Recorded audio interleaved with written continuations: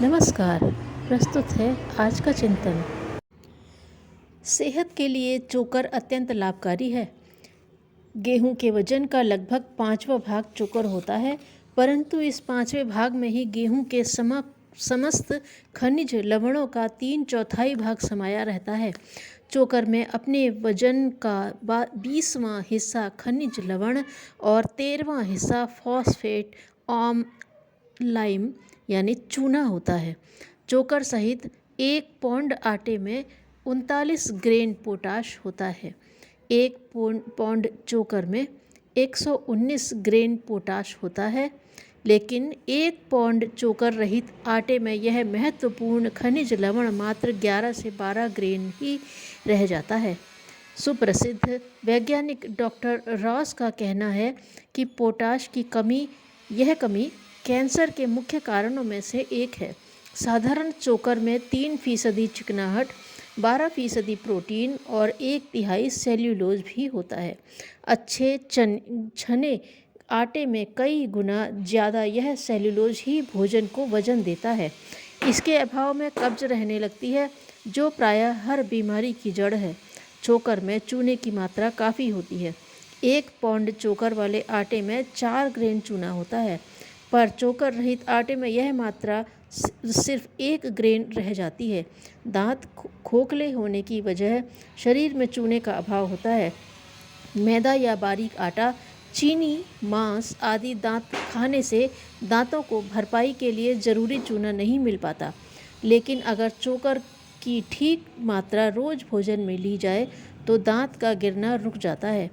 गेहूं के आटे से चोकर छानकर निकाल दिया जाता है तो आटे में कैल्शियम का आधा हिस्सा, पोटेशियम का 3/4 हिस्सा, फास्फोरस का 4/5 हिस्सा और लोहे का 4/5 हिस्सा कम हो जाता है।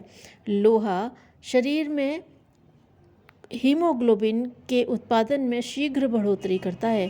प्रयोग से यह माना गया है कि चोकर लोहे की कमी से पीड़ित चूहों में हीमोग्लोबिन का उत्पादन करने में ज़्यादा असरदार सिद्ध हुआ, जबकि उतनी ही मात्रा के लोहे को अंडे की जर्दी के रूप में खिलाया गया तब उतने अच्छे नतीजे नहीं मिले। चोकर कब्ज ठीक करने में भी अपना हैरत अंगेज असर दिखाता है। चोकर का आहार हरी सब्जियां व फलों की तुलना में ज़्यादा अच्छा है। चोकर की एक खास बात यह है कि यह दूसरी जुलाब वाली दवाइयों की तरह आंतों को व्यर्थ में उत्तेजित नहीं करता। दवाओं से आंतों पर प्रायः बुरा असर पड़ता है।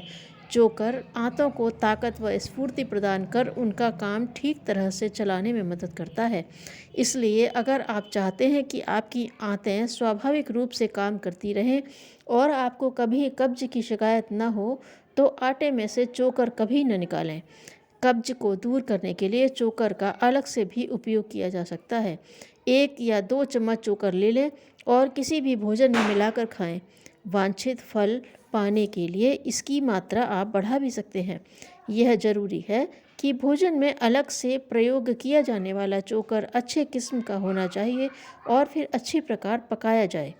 इस प्रकार से शुद्ध किया चोकर विभिन्न खाद्यों में विभिन्न अनुपात में मिलाकर लिया जा सकता है। आलू के पराठों व सब्जियों में इसे मिलाकर स्वादिष्ट भोजन तैयार किया जा सकता है। चोकर में प्रोटीन की मात्रा 14% होती है। इसके अलावा विटामिन बी कॉम्प्लेक्स भी होता है, जो शरीर में यौवन व उत्साह का संचार और उम्र में बढ़ोतरी करता है। चोकर में पाए जाने वाले कार्बोहाइड्रेट का 1/3 भाग शरीर द्वारा पचा लिया जाता है।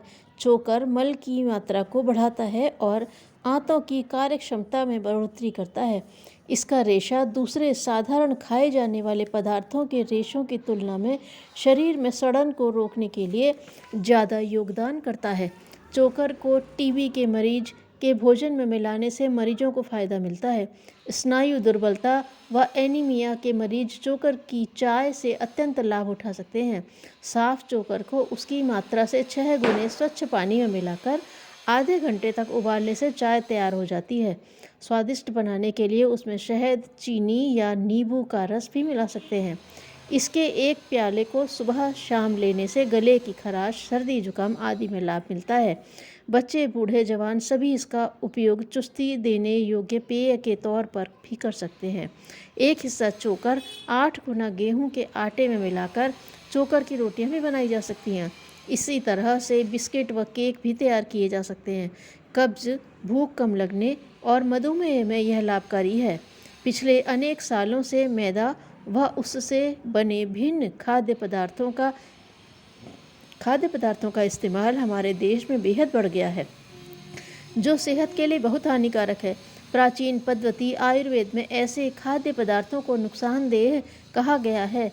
अगर हम लोग नियमित रूप से अपने भोजन में चोकर का इस्तेमाल करें तो बहुत से रोगों से छुटकारा पा सकते हैं और स्वस्थ सुखी जीवन जी सकते हैं।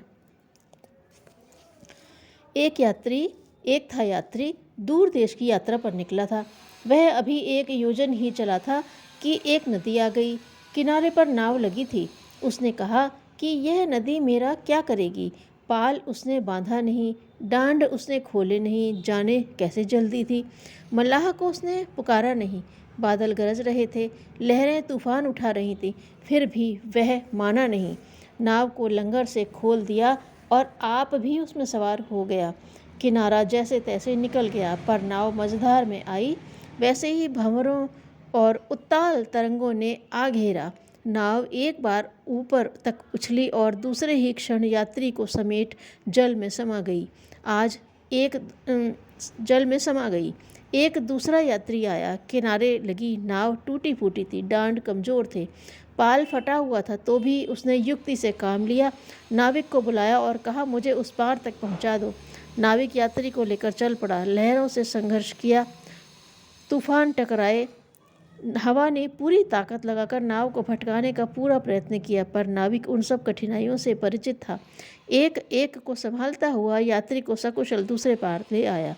मनुष्य जीवन भी एक यात्रा है, जिसमें पग पग पर कठिनाइयों के महासागर पार करने पड़ते हैं। जो नाव छोड़ने से पूर्व भगवान को अपना नाविक नियुक्त करते हैं, भगवान उनकी यात्रा को सरल बना देते हैं, क्योंकि जीवन पथ की सभी कठिनाइयों के ज्ञाता और मनुष्य के सच्चे सहचर वही हैं। अपने अहंकार और अज्ञान में डूबे मनुष्य की स्थिति तो उस पहले यात्री जैसी है, जो नाव चलाना न जानने पर भी उसे तूफानों में छोड़ देता है और बीच में ही नष्ट हो जाता है। धन्यवाद।